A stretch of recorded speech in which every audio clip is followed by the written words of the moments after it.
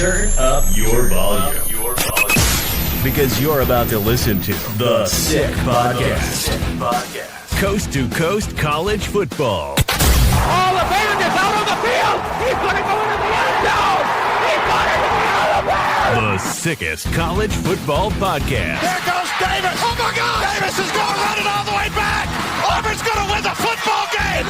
Auburn's going to win the football game. He ran the missed field goal back. He ran it back 109 yards. It's going to be sick.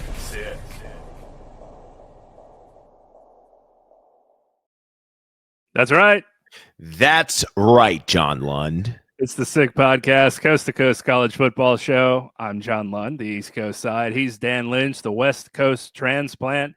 Dan, it's the most wonderful time of the year for people to get mad online because on Tuesday we had our first iteration of the college football playoff rankings to see where the committee thinks these teams are after the AP tried to do their thing to get us through 10 weeks of college football before the higher-ups decide it's time for us to put this puppy on TV and get the folks talking about it. And they did, and they will for the next month. We're going to have the exact same arguments and conversations about what changes next week. And when we get to the end, the committee changes their tune for some teams to make sure they get in. But we'll get there in a second. I spoke to a class for a professor that I once took classes from now 14 years ago, 15. So you're one of the olds that show up now on a Zoom screen to try to tell people, tell people about your career. Like I have a career and I'm famed, or have Did you just stories start that the I can tell for advice. Did you just start the conversation like simply going 6, 7, and then just have them? You should have, dude. Next time you talk to the young Royals, talk to me first. And then the University of Scranton students, I'm sure I changed tens of lives today. Oh yeah, maybe fives of lives based on. Did you say add me on LinkedIn? Like, did you give the most? Like, I actually got 2 people that added me, and that was unprompted. I didn't tell them to follow me on LinkedIn, so good for them for using initiative. It's not going to help them. I don't have any connections for them. I would love connections for myself. Maybe they have connections for me. I should have asked them if they're hiring anybody in their families that are of great careers too. Maybe I could have helped myself out instead of trying to help them. But really all you have to do for these is when they put you on the spot and say, what advice do you have for us? And how do we succeed in the business? Do you know what fake but famed teacher I quoted to these 18 to 22-year-olds from one of the most famous TGIF shows in TV history?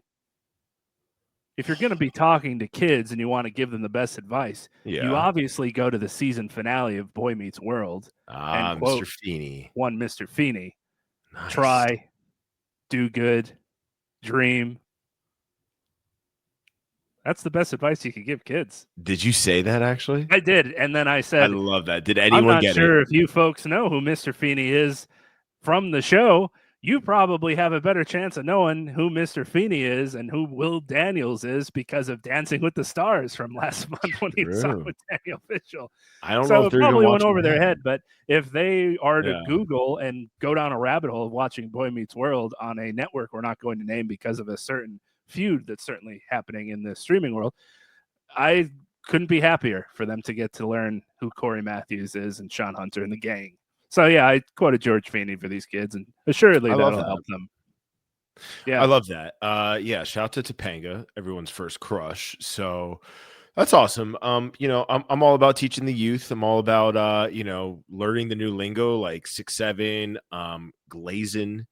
I don't know. That's the only couple that come to mind. I feel like that's cap is kind of over. I wore my glasses to try to look a little bit more intelligent. Thankfully, the sun was coming into my studio room here, so I don't look like the Phantom of the Opera for the kids like I will for anybody watching us on YouTube. I wrote down like a long, lengthy list of my career, and I started scrolling through it on the notes app, and I was like, who would listen to this? drivel. It's 8:30 in the morning, and I'm going to be going on about That's how I worked early, for the bro. prestigious Wyoming County Press Examiner in Tunkhannock for 5 years and what it was like to cover a high school football game. I don't think they're interested in Shout such out. tales. Shout So out that to was an hour of Tunkhannock. my life that I decided to just tear apart, and I gave them quite the too long didn't read of Shout what has out happened. Tunkhannock Tigers. Yeah. Yeah. Yeah, the Tunkhannock Tigers. Former Kings College Monarch 2-year starter Luke Seberg was a Tunkhannock Tiger. I think Sure they was. ran the do you remember that name by chance? He was a I quarterback. don't, but Damn.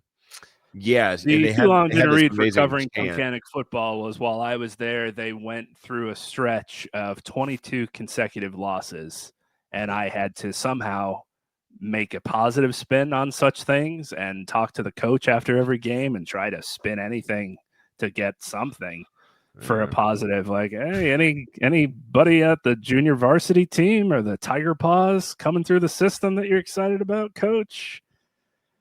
Anybody that you might be able to recruit downtown? I don't know what else to say here. Maybe we'll get them next week.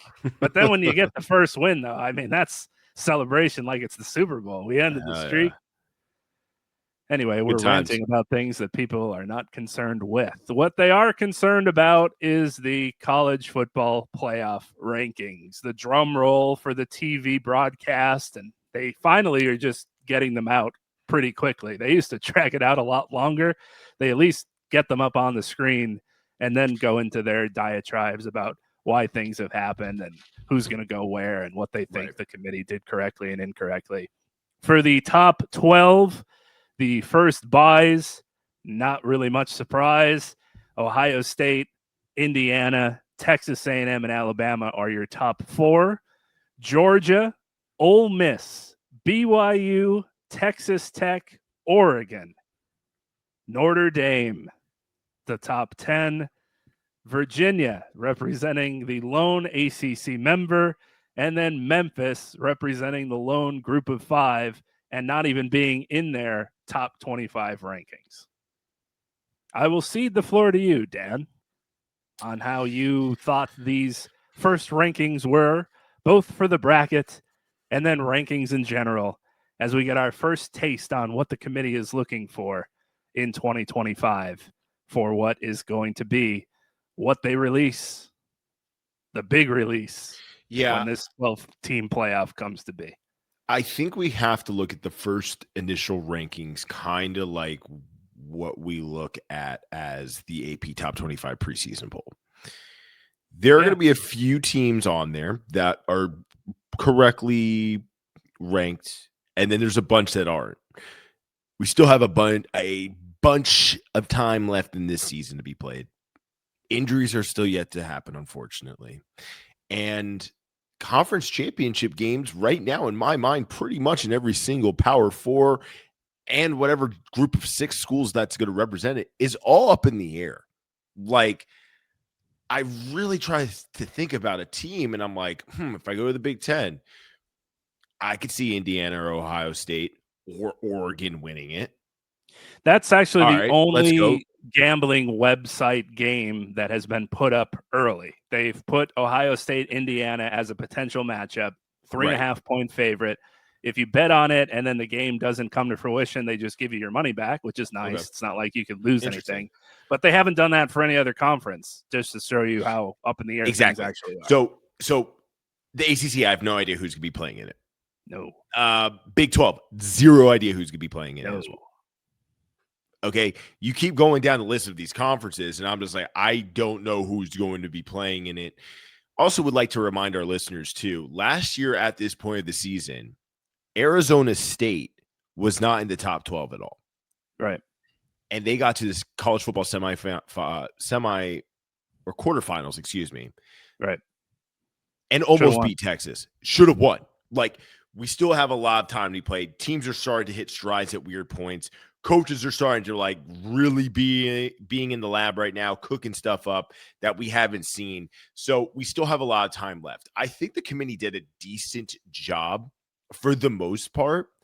And we also have to remember there is a new format to this whole thing. So it's going to be a lot different last year. Instead of having a team like Ohio State, who didn't win their championship game and had to play from, the first week of the playoff to the last and just kept rolling. That's not going to happen again this year. So it's going to be different. I think the only swap I would have, and I do love this school, and I do give them a ton of credit all the time, and mostly the benefit of the doubt. I do think the committee is like daring Utah to lose. And if they don't lose and they can finish out the season well, they'll definitely be in the probably Big 12 championship game. That's a team that I can maybe see the Big 12 championship game. I'm like, they're going to figure it out and be fine. But that's really it. I think they did a decent job. And there's also a ton of teams that could move up or move down, which I love too. It's not just a complete lock. I'm going to go out on a limb and say this. I think Indiana is going to figure out a way to finish out and be the number one team in the rankings. Yeah.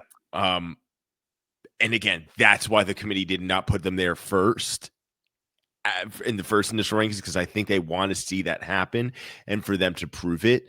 But overall, I think they did well. The one thing I will say, John, that I cringed so hard at was when the committee was putting their hats on that hanger thing. I literally I turned off Twitter. I was like, why?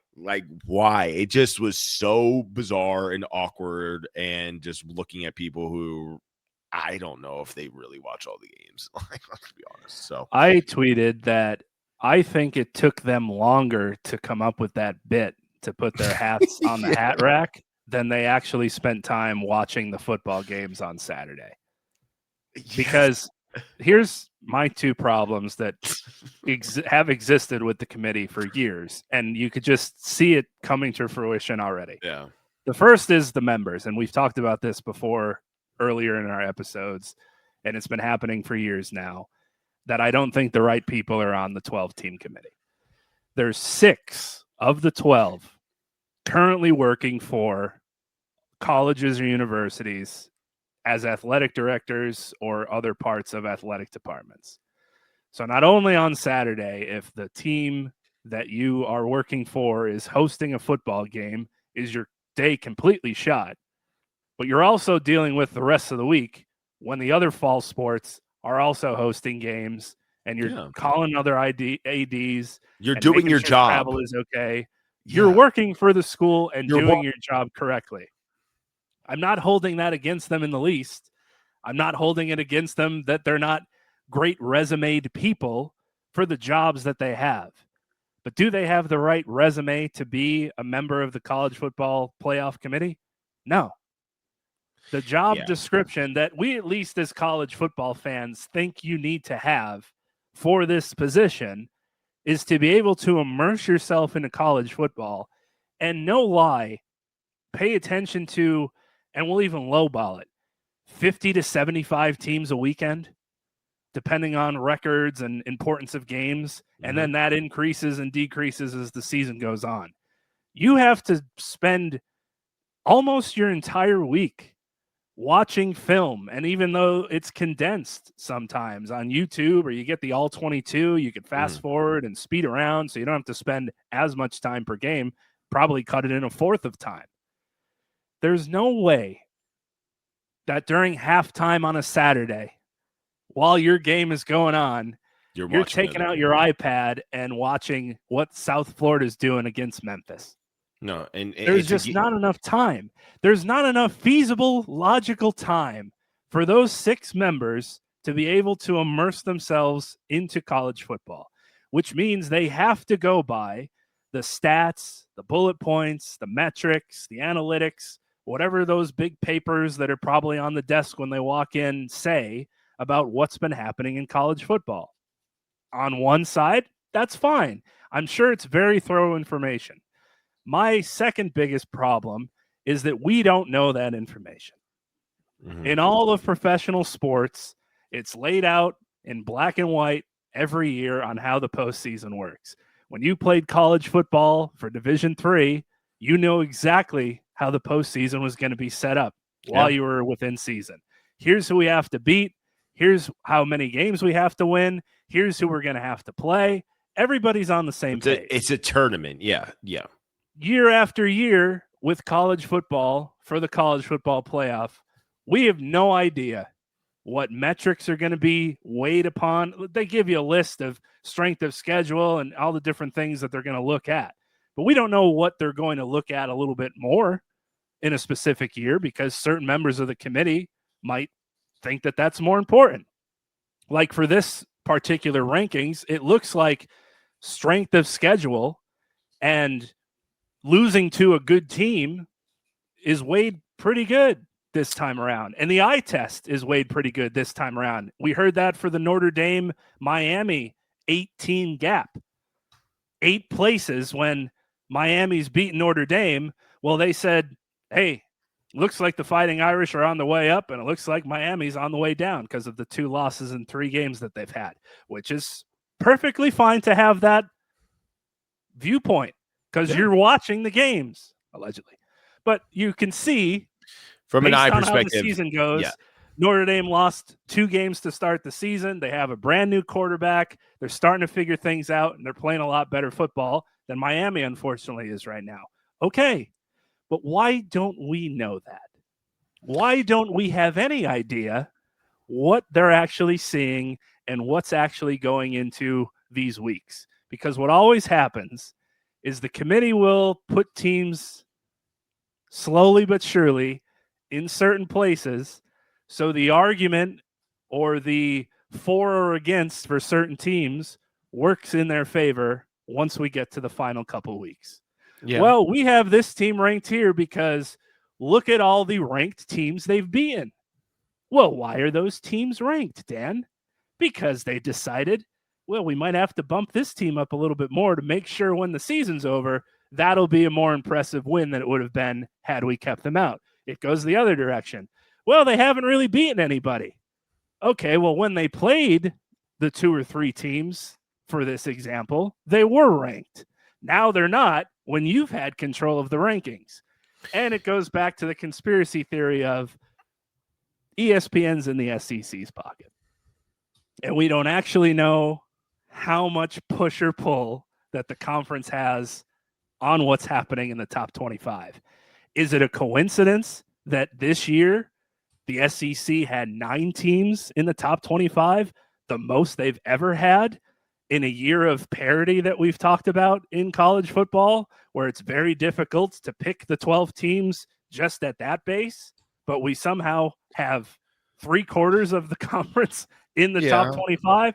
There's just so many unanswered questions year after year, and there's so much subjectivity potentially that happens behind these closed doors. I just don't understand why more people aren't welcomed into the room. Why, if they invite the media sometimes to do these mock top 25 decision-making sessions, and they'll go back to like 2014, the TCU, Baylor, how they would have handled that. And Ian Fitzsimmons will be arguing with Nicole Auerbach and Dusty Dvorak about who should go where, and it's like a great discussion to have. But that's 10, 15 years ago. What about this year? Why can't there be a couple media members in the room as impartial parties that can kind of come out as you would a courtroom, and cameras aren't allowed inside, but at least a spokesperson that's not part of the committee like Mark Rhodes is to explain what's going on? Because those are my 2 biggest problems, and they're not going away. They're not going away. And obviously someone who we're both in the media, like, I would love if that would happen. But guess what? The person in the media room is going to write a story about what the conversation was, even if they say don't, because why wouldn't you? I think all of these problems that we're having with the system, and of course, there's going to be 2 or 3 teams left off and out of the playoff this year. And there's going to be one conference that only gets one. As of right now, that's the ACC. Sure. But every single year that we have this, as long as it's a 12-team playoff, we're going to be having this conversation. So all these talking points that you just brought up, that issues that we have with the playoff, is all just a setup for them to expand it even more. Yeah. Right. So we get to a point where we're either at 16 or 18 teams where, sorry, I actually don't want 19 through 25 playing it anyway, because we already know what's going to happen, right? Or if you go to the 16 model, 17 to 25. So I think that's all it is. And right, you brought up the 3-letter network. That's what it's all about, making moolah this time of the year, getting eyes on the product. But they're struggling with that right now because of the YouTube TV situation. Like, we haven't even brought that up yet, and how much that really sucked last weekend. Having to hit my mom up and being like, hey, what's the cable account? Because I can't get onto ESPN. Love you. Talk to you later. Like, do you know how many millennials had to call their parents last weekend and admit to them, I can't afford a cable bill, so could I borrow the account, Mom? Like, that sucked. So we got to get that figured out before anything. It sucks right? because they don't know their password and they have to go to their that was a whole conversation as well. Yeah. Where's the notebook with all the passwords in it? Oh, I can't find it. I think this might be it. Did you try lowercase? And you're on the phone for a half hour. Yes, exactly. Brutal. But again, going back to all the points that we have, where there's always going to be this type of conversation if we have it at 12. And in my opinion, if they're going to expand, right, when's the next TV contract end? 2026 or something like that. So it's going to expand. Next year is going to be 12, but then they have the chance to expand it more, right? So that's what we're getting at, is having more money to this point. But again, we're going to watch it, and it's going to be great. Like, that's right the now, hope. if we had 16 teams in right now, to the end, the bracket starts, the games begin, and we completely forget about the arguments we were having between a 14 and a 16 and go down the list. Once the games are actually starting to be played, they just assume this will all go away and wash, rinse, and repeat. We'll do it again next year, and hopefully people will forget about it again once the game starts, which is fine if you want to do it that way. I just wish there was more transparency in one of the most popular sports in all of the country, and one where the fan bases are most rabid than most fan bases that you'll find. It would just be nice to be a fan of Louisville or any of the ACC teams, and for someone in the committee to say, hey, here's the 6 or 7 or 8 criteria that we're looking at. Well, we've actually decided this year, because of XYZ, we're going to weigh this a little bit more, and we're going to weigh this a little bit less. Here's where we're coming from in our decisions, because it's going to change week by week. And when everything's done and the pen is put to paper for the final 12, they're going to formulate everything perfectly to make all the narratives fit the teams that they picked. I say this on slimy. It just feels slimy. I say this on November 6th, 2025, when the final rankings come out. But who's ever editing this right now, like, just mark this, clip this real quick. We're going to be having a conversation. John's getting on his soapbox about a 3-loss SEC team in the 12 team. Oh, no question. Because that's what's going to happen. And there's going to be with this initial ranking ACC team, and there's going to be conversation about why couldn't this team get in, or why couldn't 100%. Like, that's going to happen. It is. I can't tell you the team right now, but that will happen. Possibly Texas. Well, and it's how they've already set it up, because Texas and that's Oklahoma being the last 2 left out. Well, that's opened the door for them to be able to have an argument and go back to the first week of the rankings and go, well, we know we dropped a game in our last 4, but you guys had us as one of the first 4 out, one of the first 2 out. So you obviously thought we were right on the cusp. Why aren't we right on the cusp now when teams X and Y also lost along the way and you kept them in the ring? Everybody's going to have their agenda for it. Yeah, but again, if you're the committee, like, this is what it's all about. Like, it's all about rankings. Like, that's the God honest truth, and it sucks. And I don't even think we should use the blue blood argument anymore, because I think that's just an outdated term, because you can make a blue blood argument for about like 20 teams now. So, but you can't make an argument about the fan bases who will travel to the games and watch TV in bigger markets. And it's just a dirty game. I think, like, when we talk about, like, the college football committee of the first couple playoffs, like, were actually run by university officials, like, in 50 years, like, our grandchildren are going to be thinking back and be like, those old timers had no clue what they were talking about. Isn't that crazy? Like, Yeah, it is crazy. Just like, like now we think like, oh, when doctors would tell our grandparents smoking was healthy for you. Like If you rank that's the where we're list kind of of at. committee members based on like experience that you would maybe want for this job description and start at the top, there's some dude that's got like 50 total years experience coaching and playing in NFL and college. There's a 40+ year sports writer, one of the dudes that started on 3-4 years ago, 35+ years, 30+ years, college football Hall of Famer, AD for Virginia. Oh, what what happened? What happened to all the experience Academia? and the time, the necessary time? How are you going to know when a certain quarterback gets hurt in the third quarter, or a wide receiver, a skill position player, and a team ends up losing because of that? How are you going to know when a fluke punt hits somebody's helmet and gets blocked and you end up losing by a game-winning field goal instead of winning the game?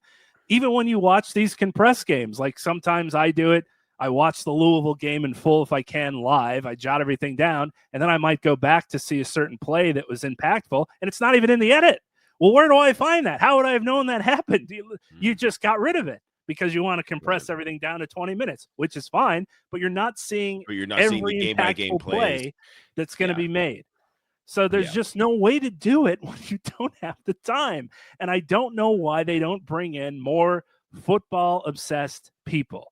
We know so many people in college football media that obviously have full-time jobs to cover a game on a Saturday. They're traveling on Friday. They're talking to coaches during the week. They're talking to players. They're completely swamped. They're trying to fly home on Sunday, and if they have a show on SEC radio or on the network, or they're doing something for the ACC, they could at least watch those games quickly and have a basic idea of what's going on.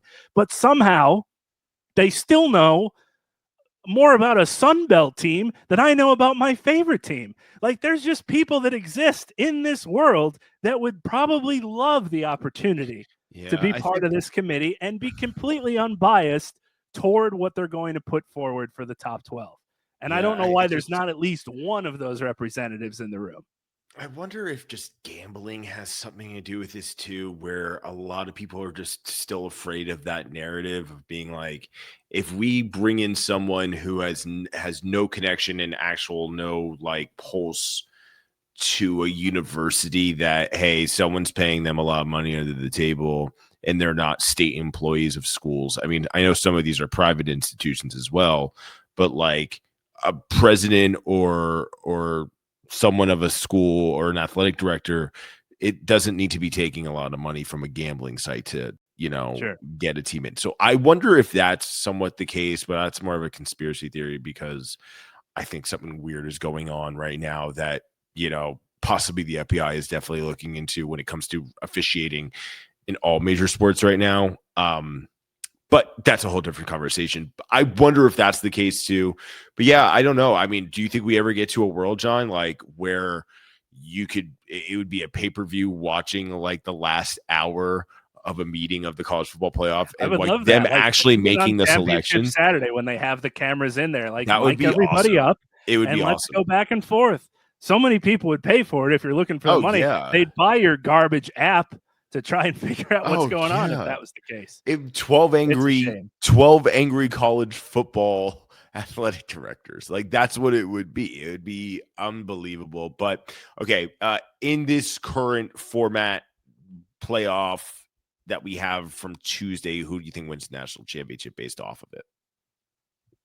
I'm just going to go with Ohio State. I think Indiana. I'm going to go Indiana. Ohio State, to me, has not been challenged this year. Texas was their toughest game, I guess, from a ranking standpoint, right? Wait, hold on. I'm going to go get my charger while we're doing this show. So just keep talking, and this will be a great theater for people that watch on YouTube because they'll get to see my butt. I think Indiana could beat Ohio State right now if they played this weekend. I think it's extremely important to be playing against high-level competition and not just beating the crap out of people every single weekend, because that's just not realistic when you get into meaningful games. So, and it's not like you could just turn that on either. Like either you have that and you're like, hey, this kid was really good at Illinois this weekend and he kicked my ass. Now I'm going to bring it to another game where this kid at Indiana is even better than him. Like you just need to kind of have that. Indiana to me is the real deal. But for who I would like to see win, I like Ole Miss. Indiana's number one. I mean, there's no question that would be one of the biggest upsets in college football history just by name. Nobody would even have to look at the team actually being good. They would say, are we sure that we have this bracket right? It's not the one in March with the 68 teams. Yeah, but you could also say, to be honest with you, in basketball, Johnny, I would be saying the same thing if Indiana actually won. That is true. It has been a long time. It's been a long time in basketball as well, too. So Indiana in general would just be amazing. So yeah, I still like Ole Miss as well. I think they have a great defense and they're just figuring out, like Lane is just cooking in the kitchen right now. Chambliss is unbelievable. It's going to be a lot of fun no matter what. But don't count out the craziness of the Big 12 just yet. I think a lot of those teams are prepared to be in a wild playoff system. The Big 12 is kind of prepared. Just from a schedule standpoint, like every single week, like you just don't know what's going to happen. So that's why the playoff is awesome. As shitty and crazy as it can be sometimes about getting the teams actually in. Once you get them in, it's all fun. I mean, even looking at the 12, that if it started today and we started playing the bracket, you have such a great opportunity this year specifically to have names in the semis that haven't been there for a very long time and rabid fan bases of those schools that are going to be going crazy to see their team finally win a national championship. It's been a Big Ten party for a little while. Indiana, even continuing the party for a third consecutive year, would still be a breath of fresh air. But if you're just a normal college football fan, really you're trying not to see Georgia, Alabama, or Ohio State get in. I think everybody else you could argue would be special in their own sorts of ways, even if it was the two that were left out, Texas and Oklahoma, because it's been a long time for them too. People don't realize how long it's been for some of these, as you said, blue blood teams that have once been national champions in our lifetimes, but it has been a long time in the grand scheme of things. So there's a lot of opportunity for fun to happen. Also A&M too. I mean, they're the number 3 team in the country right now, bro. Like BYU, that fan base right there is probably the craziest because they're all sober doing it. So well, at least they purport they're not reporting. Yes, exactly. They have a lot of black book ways that they kind of go about skewing the rules a little bit for what they're supposed to do and not do. Shout out to the LDS Church. But hey, great people. I'd be doing the exact same thing. So there's a lot of fun still to be had, and there's the argument for all of this that you can argue as much as you want for why is Miami 8 spots behind Notre Dame when they beat them on the field. The games on the field still has to matter. The scoreboard has to matter, because the counter of that could just be 90% of this will most likely just play itself out based on who's playing whom, who's going to end up losing no matter what because they're playing another ranked team coming up, upsets that are going to happen, and the committee probably is praying that that'll be the case. And for the majority of these arguments that are being had today, when we get a month from now, they'll all be a wash because a team will lose or a team will win. That'll put them ahead of where this has them standing. So I think that's also what they're hoping for in the grand scheme, is that it's not going to get to the point, and we talked about this before, where you end up with a slew of one-loss teams at the top. Now what? And from all the conferences, what happens in a year like that? You know, the worst case scenario type situations where you've got 2 one-loss teams in all Power 4 conferences, and one of them didn't make the championship game. And then the one team that did had 3 losses, but it won the championship game, and they won against a one-loss team. Like the crazy scenarios of then what? It'd be the SpongeBob meme, throwing the papers, everything's on fire. They don't want that to happen either. They're hoping that here's what we put forth, and then the teams will just take care of their business, control their own destinies, and we could put our hands up like Pontius Pilate and be like, hey, wasn't us. Look, look what happened on the field now. But it's just another week of you could just feel it when they got on ESPN and started answering the questions. They did the conference call, and poor Mark Rhodes has to be the speaker this year. It's usually a different voice every couple of years that has to get the bullet point note card in front of them and kind of make an argument for stuff that they might not even believe in, but they have to say in order to keep the narratives going. It's just slimy, I also man. still love that thing. Like every single year, I'm like, is it the 1940s right now? Why is the head of the committee on a teleconference? And he's like, driving is like, Kurt, well, we chose Miami this week, like, because they did not have the best weekend. Like, it just sounds so okay. silly. Ralph Russo from The Athletic, you're up next, sir. Can you hear me? Yeah, how are you, Ralph? Good. I'm good. Well, quick question. It's still so silly. Please remember to raise your hand in the Zoom meeting if you'd like a call to be asked, please. The teleconference has now concluded. But yeah, it's still going to be crazy. We're still going to see a lot of movement this weekend. And also, speaking about movement, Johnny boy, we have another head coach firing in the SEC.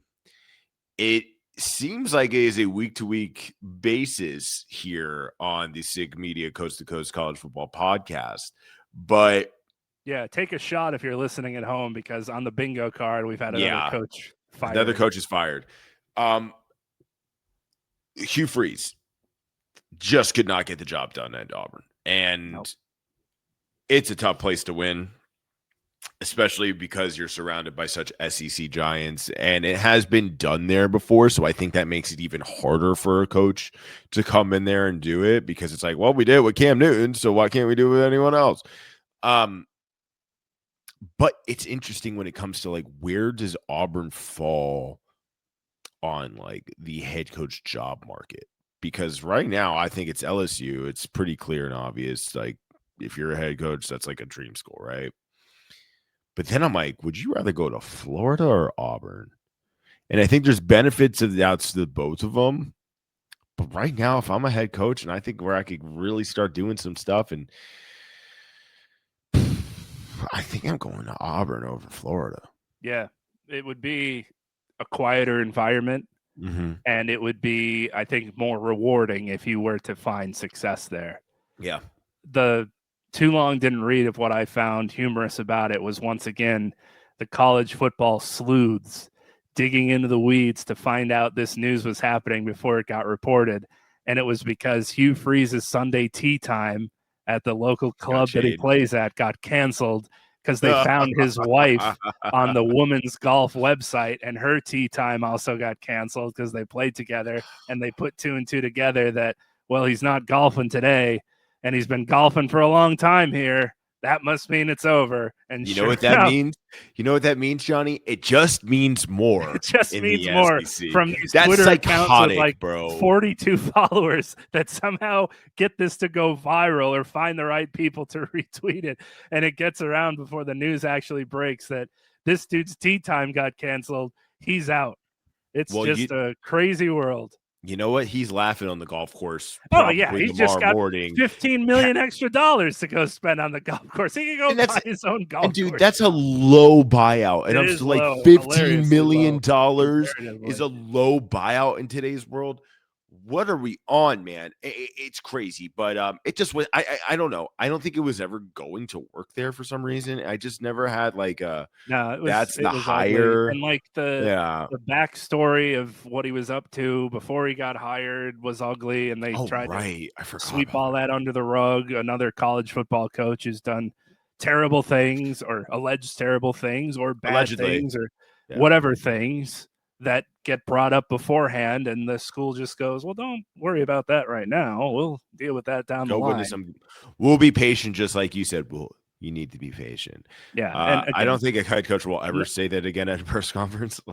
Just schools will do anything to get their person. We've learned that. And not to say that these people should be barred from the sport and never coach again in most instances, but there was some icky stuff to say the least, with Hugh Freeze, and that takes care of that. And we also had Wisconsin say to Luke Fickell, even though our team is icky, how about you come back next year, pal, and we'll put this garbage offense that, for whatever reason, has come to fruition here at Wisconsin, despite us used to having 1,000-yard runners, number one draft picks in the NFL drafts from the O-line. Shout out Ron Dane, baby. Names that you would like to hang on your wall in the glory days have now turned into, we're not going to watch this team for a little while. Yeah, I think I think this is the first case, John, that we see a university come out without saying it out loud. We cannot afford to fire a head coach. We can't, because if we do take the hit, if we do fire him, we're going to hire the best Division III head coach and give him $1 million, because that's all we can afford. And again, this is a public university saying this out loud, right? It's crazy. And again, a program with a very rich history. Yep. Saying we can't keep up with the Joneses, because if we do fire Luke Fickell, I don't know what his buyout is, but I'm going to say it's over 20 million. Yeah, and again, I think Fickell's a great coach. He's a complete meathead, just straight up dude. Over 25 million if he was fired. There you go. And then there's different fluctuations for it, but it's going to be around that. But I also think it's whoever the AD at Wisconsin is. I forget who it is, but I think it's a smart move for two reasons.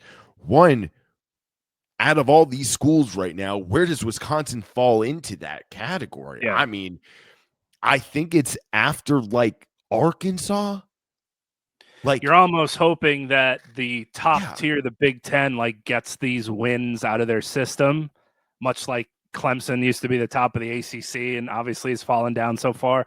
It's almost like you have to wait out your time to really rise up the ranks, and they're nowhere near that now. They're nowhere so near why that. So try to press the reset button if it's not going to do any good? Who would you hire? Who would you hire that's as good as Luke Fickell, or someone Big Cat? I guess Big Cat, literally Big Cat. Yeah, Dan Katz. I maybe, but Coach Diggs or Doug's, whatever they. Coach Doug's, yeah. I mean, Coach Doug's. You'll be scraping to find somebody that the fan base, I think, would welcome. And it's a tough school, and it's going to take a little while to get them back up to the standards that they once had.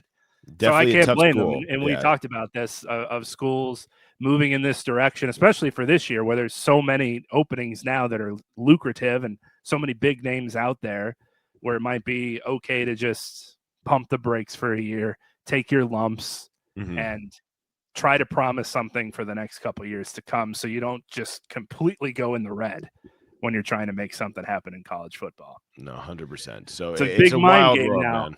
Wild world of college football. Wild world. Here's who we got coming up for relevant games, Week 11, Indiana, Penn State. What a great game that would have been a month and a half back when we first had that on the 2 months ago at this point. Shit. We talked about BYU, Texas Tech. There's your 7-8 matchup right out of the gate for the Big 12. Texas Tech hosting that one. Remember, do not throw your tortillas once the whistle blows. Texas A&M's got to go to Missouri. Oregon's got to go to Iowa. Iowa at 20 got some love. Wait for that game. It's 2 losses, so the committee was kind of lenient on them for what's happened in their season. And LSU is going to Alabama. So there's still a lot of movement to be had in these Power 4 conferences with the numbers next to their names.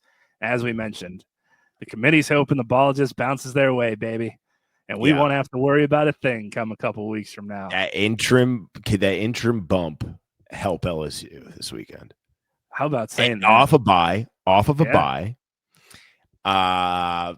Playing against an Alabama team that has looked like they could win a national championship one week, and then it's like, what happened, DeBoer? So it's in Tuscaloosa, I believe, correct? It is, yes. Okay, 9.5 points is the spread for that one, too. So Vegas not taking the new head coach into consideration. I'll also say this about Penn State this weekend, and I did say this again, I said this against Ohio State, but they still got NFL talent on both rosters at LSU and at Penn State. I mean, Penn State, shout out to the Nittany Lions for at least putting up 14 points in the first half. That's the first time all year that Ohio State let that up. That's a crazy stat right there. So, we do see wild things happen in the SEC this time of the year. Why not? I don't know. I mean, I know guys who played at LSU and who went to LSU the week that Kelly got fired and gave the Tigers a big old pump-up speech. Like, a bunch of former Tigers went there. So maybe they got something going on. Maybe something worked out there. We'll see. It's going to be interesting, but I think pretty much this weekend should be chalk. I have a kind of a feeling after these rankings, they see what happens. Okay, we could be here. Let's survive. A lot of pressure, though, once you get that number put next to your name. It's true. Oregon, Iowa.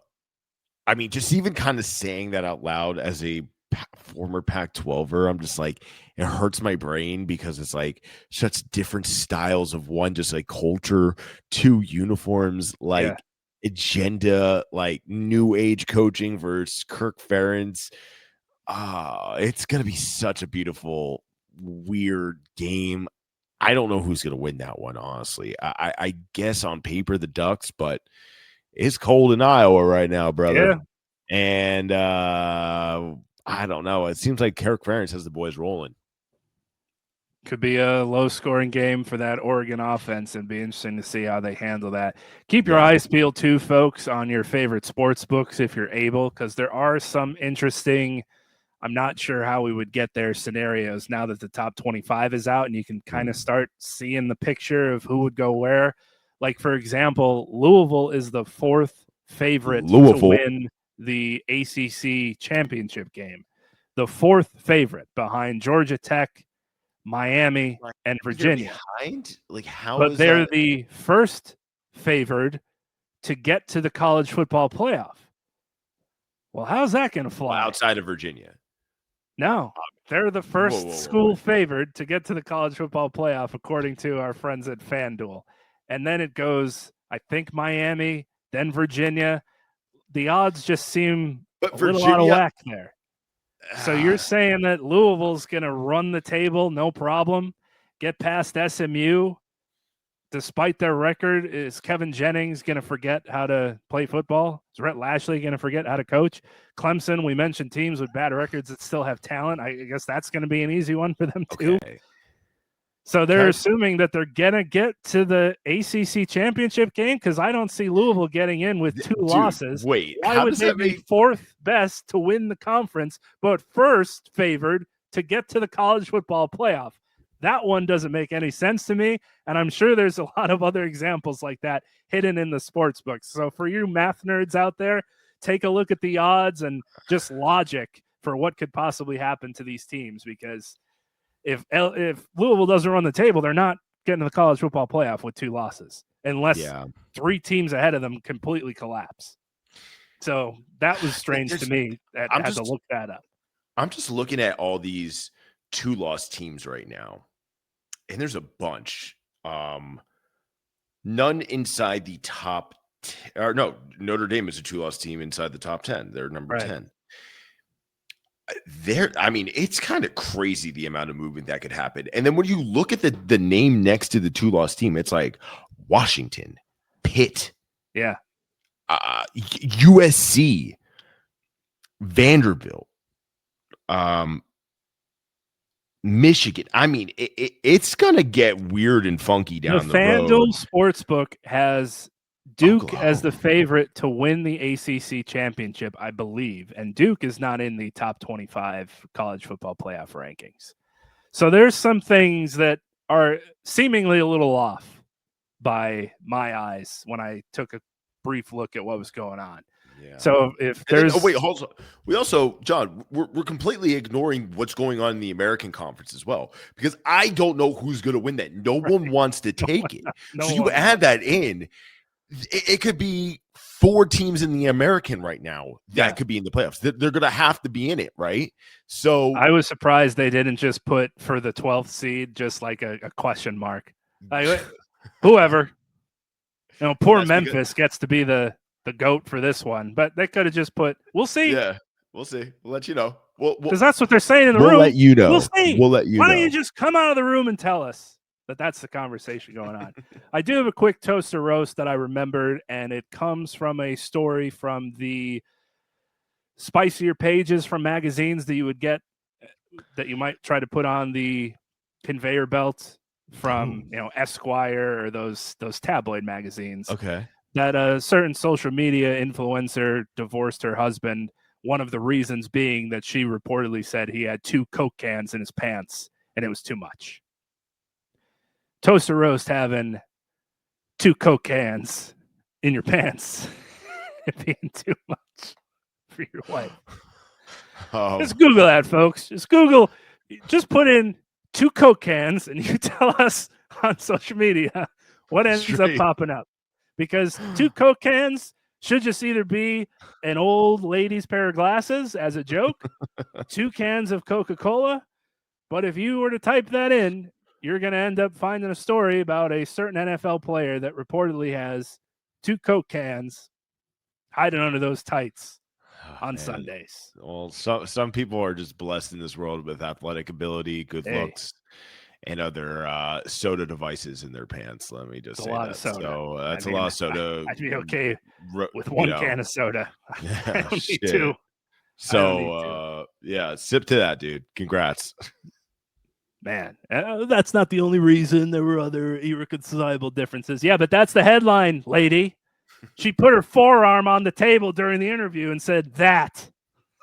Oh my God. That's crazy. Not safe for work. Sorry, kids. That'll do it for us at the Sick Media Coast College Football Show. I'm at London Bridge. He's at Dan Lynch Sports, SPURTS. We're at Sick Pod CFB. You can find some clips of the show there or comment whatever you'd like to hear us talk about next. If you want us to talk to your class, if you're a professor or a teacher, we'll be happy to throw on a Zoom and put on our glasses and pretend we know what we're doing in our 30s. We don't, but we can at least pretend. And really, all you need to know from this discussion when it comes to the college football playoff rankings, we're getting closer and closer to just bring back the damn computers. And that's a wrap. Hope you don't miss us too much until next time. Follow the Sick Podcast Coast to Coast College Football on YouTube, X, Google Play, and Apple Podcasts.